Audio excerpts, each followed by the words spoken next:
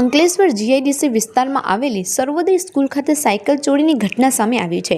સ્કૂલના પાર્કિંગમાં પાર્ક કરેલી એક વિદ્યાર્થીનીની સાયકલ કોઈ અજાણ્યો શખ્સ ચોરી કરીને ફરાર થઈ ગયો હતો।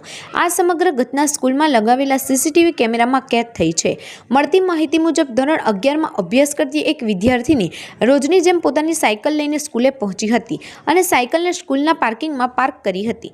તે દરમિયાન એક અજાણ્યો વ્યક્તિ પાર્કિંગમાં ઘૂસ્યો અને તાળું તોડીને સાયકલ ચોરી લીધી હતી। ચોર સાયકલ લઈને ભાગી જતા આસપાસના લોકોએ કંઈ અજગતું બન્યું હોવાનું ધ્યાને લીધું હતું।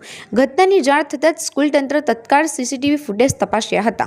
ફૂટેજમાં સ્પષ્ટ જોઈ શકાય છે કે એક વ્યક્તિ પાર્કિંગમાં પ્રવેશ કરે છે અને થોડી જ વારમાં સાયકલ લઈને ભાગી જાય છે। આ ફૂટેજ સાથે સ્કૂલ તંત્ર દ્વારા અંકલેશ્વર જીઆઈડીસી પોલીસ સ્ટેશનમાં ફરિયાદ નોંધાવવામાં આવી છે।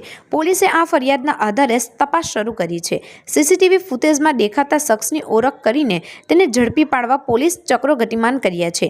આ ઘટનાએ વાલીઓ અને વિદ્યાર્થીનીઓમાં ચિંતાનું મોજું ફેલાવ્યું છે।